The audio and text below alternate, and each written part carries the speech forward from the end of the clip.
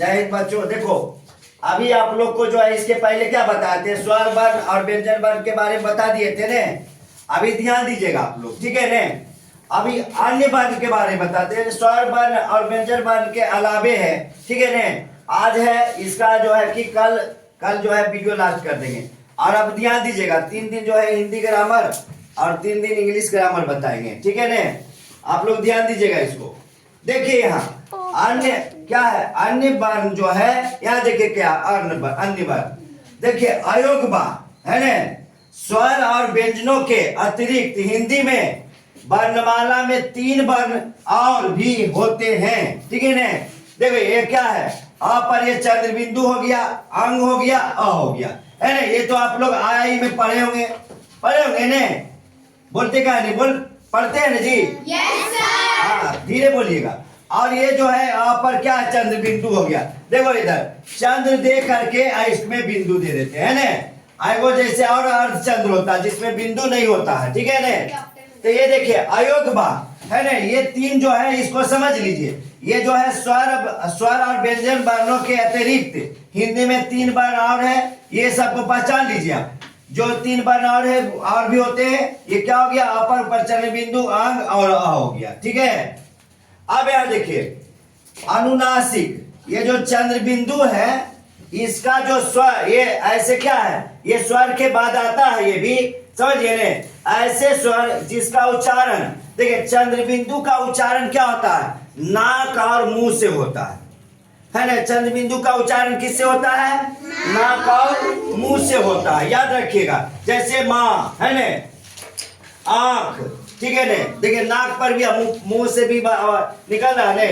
ये क्या हुआ, दांत, नाक से भी हवा निकलता है, ठीक है ने। तो चंद्र बिंदु का उच्चारण स्थान कहां से होता है, नाक और मुंह से होता है, ठीक है ने। समझिए आप लोग। आगे देखिए इसमें और अनुस्वार, यहां देखिए ये क्या है, अनुस्वार है ना। अनुस्वार क्या हो गया, जिसकी ध्वनि नाक से निकलती है। अनुस्वार का जो ध्वनि क्या होता है, यानी अनुस्वार का जो है उच्चारण क्या होता है, नाक से होता है, ठीक है ने। आप लोग को पूछ देगा, ये छोटी छोटी बात जो है पूछ सकता है, ठीक है। यह जो है क्या, यह नासिक व्यंजन, देखिए ये सब नासिक व्यंजन है जो नाक से ज्यादा होता है। जैसे क्या हुआ, अंग, इया, टवर्गिना, ना, म, ये सब व्यंजन जो है नाक से बोला जाता है। इस व्यंजन को क्या बोलते हैं, नासिक व्यंजन बोलते हैं, ठीक है ने। क्या दीजिए, तो क्या हो गया, अंग, इया, टवर्गिना, ना, म, ये सब व्यंजन को जब बोलते हैं ना तो नाक से ज्यादा हवा निकलता है ना। तो इसलिए इस व्यंजन को क्या बोलते हैं, नासिक के व्यंजन बोलते हैं ना। नासिक के व्यंजन हो गया। और इसका प्रयोग क्या होता है, ये और ये क्या, इसके प्रयोग, इसी के स्थान पर क्या होता है, ये अनुस्वार का प्रयोग होता है। समझिए बात को कि नहीं समझे। जैसे देखिए अब वो लिख दिए, यहाँ नहीं के हैं, जैसे कंकर है ना, क्या लिखे, कंकर, कंकर है ना। तो जो अनुस्वार आया न के जगह पर आया, कभी म पर आता है, ठीक है ना। तो इन सभी चीजों को ध्यान दीजिएगा, ठीक है ना। जैसे और देखिए विसर्ग है ना, तो विसर्ग क्या है, यहाँ देखिए विसर्ग, इसका उच्चारण ह होता है, ठीक है ना। ये विसर्ग का देखिए, विसर्ग का उच्चारण क्या होता है, इसका उच्चारण ह की तरह होता है। जैसे देखिए यहाँ क्या लिखे, छह, प्रातः, देखिए त आया न ह, तब विसर्ग का जो उच्चारण स्थान है वो ह के तरह होता है, ठीक है ना। आगे देखिए इधर ये क्या है, उत्क्षिप्त व्यंजन है ना। ये क्या है, उत्क्षिप्त व्यंजन है। तो उत्क्षिप्त व्यंजन को पहचानिए कि कौन कौन है।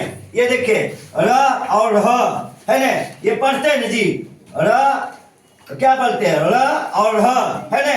ये उत्क्षिप्त व्यंजन है चारों, ये दोनों समझिए ने। ये दोनों क्या है, उत्क्षिप्त व्यंजन है। र इसको बड़ी र भी बोला जाता है, इसको र है ना। जैसे देखिए अब यहाँ एक बात और बताते हैं, यहाँ जगह है देखिए जाए, जैसे इसको बोलते हैं ड है ना, लेकिन इसके नीचे बिंदी लग गया तो इसको बोलेंगे क्या, र। इधर देखोगे सब सारे बच्चे, इसको क्या बोलेंगे, ड, लेकिन जब इसको ड को नीचे बिंदी ले दिए तो इसको बोलेंगे क्या, र, है ना। क्या बोलेंगे, र।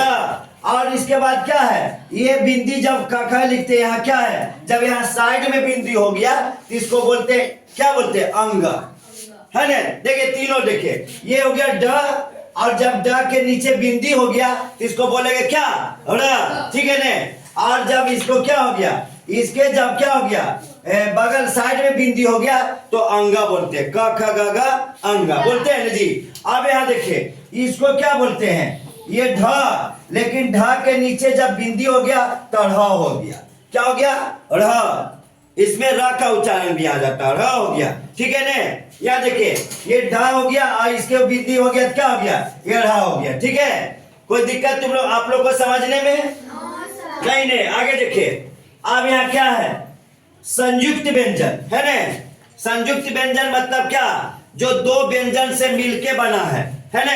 संयुक्त व्यंजन क्या हो गया, जो दो व्यंजन से मिलके बना हुआ। देखिए संयुक्त व्यंजन कौन कौन है, ये क्या हुआ, छ, त्र, ज्ञ और सर, ये चारों क्या है, संयुक्त व्यंजन है। समझिए बात को, ध्यान दीजिएगा इधर, क्या छ, त्र, ज्ञ और सर, ये चारों क्या है, प्रयुक्त व्यंजन है। समझे बात को।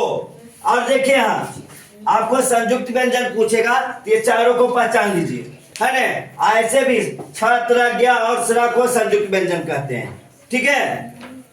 Any problem. चलिए आगे देखिए, देखिए छ किस किस शब्द से बना हुआ है, क हैरत लग गया ने, क प्लस क्या हो गया, मूर्धन्य सा, ये दोनों को मिलकर के बाद क्या बना है, कश्चा बना है ना। तरह, ये तरह क्या हुआ, त और रा से, त में हलंत दे दिए, त और रा से मिलके तरह बन गया है। और देखिए ज्ञा, है ना, और में लास्ट में ज्ञा आता है ना, तो देखिए ज और यहाँ से मिलके बना हुआ, ज्ञा, जा और क्या से मिलके बना हुआ, यहाँ से मिलके बना हुआ।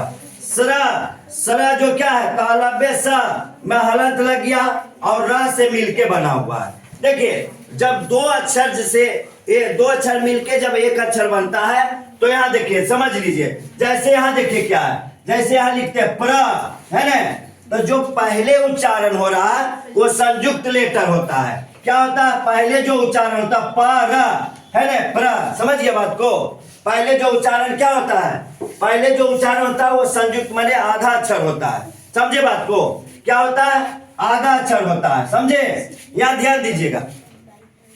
उसके बाद ये क्या है, ये देखिए और एक चीज आपको नया पढ़ने के यहाँ मिलेगा। देखिए इधर क्या है, द्वित्व व्यंजन, है ना। द्वित्व व्यंजन क्या होता है इसके बारे में भी आपको समझाते हैं। देखिए द्वित्व व्यंजन के बारे में आप समझिए, ये आपको पूछ देगा, है ना, क्योंकि देखिए कहाँ से क्वेश्चन पूछ देगा कोई पता नहीं है। तो यहाँ क्या होता है, देखिए द्वित्व व्यंजन क्या होता है इसको समझिए। जैसे संयुक्त व्यंजन पढ़े ने, जैसे देखिए कभी आता क्या चीज कि दो, जैसे एक ही जैसा दो व्यंजन एक साथ आता, जैसे क्या है, कक, है ना, कक, है ना, तत्। जैसे देखिए हम यहाँ लिखे क्या चीज, कुत्ता, है ना, लिखे ना जी। हाँ, तो यहाँ देखो त संयुक्त आया है ना, यानी क्या है, इसमें जो है त और त दोनों क्या है, एक आधा आया एक पूरा आया, है ना। तो ये हो गया द्वित्व व्यंजन हो गया। क्या हो गया, ये द्वित्व व्यंजन हो गया, ठीक है ना। और देखिए बच्चा, देखिए क्या लिख बोले, बच्चा, देखिए इधर बच्चा बोले ने। हाँ, तो देखिए इधर ब च संयुक्त आया है ना, समझे बात को। च आधा ये भी है, और दोनों जब एक ही जैसा दो अक्षर आएगा, एक क्या है संयुक्त माने आधा अक्षर है पूरा आएगा, समझिए ने, तो हो जाएगा क्या चीज, द्वित्व व्यंजन हो जाएगा, ठीक है ने। देखिए पहचान लीजिए इसको, द्वित्व व्यंजन है च, है ने, समझे बात को। जब दो आ जाएगा एक साथ व्यंजन, एक हाफ में आएगा एक पूरा में आएगा, ठीक है, समझे बात को। तो क्या हो गया, ये हो जाएगा आपको द्वित्व व्यंजन होगा, पहचान लीजिए। आपको दे देगा ऑप्शन में लिख के कि किसमें जो है द्वित्व व्यंजन है, ठीक है ने, तो आप पहचान जाइएगा, है ने। ध्यान से समझिए इसको, आप लोग राइट कर लिए ने, इसको एक दो बार पढ़ लीजिएगा, अच्छी तरह से पढ़ के आइएगा, समझ में आ गया ने। Yes sir. ठीक है, और आप लोग को भी वीडियो पसंद है तो ज्यादा लाइक शेयर एंड सब्सक्राइब करें। धन्यवाद।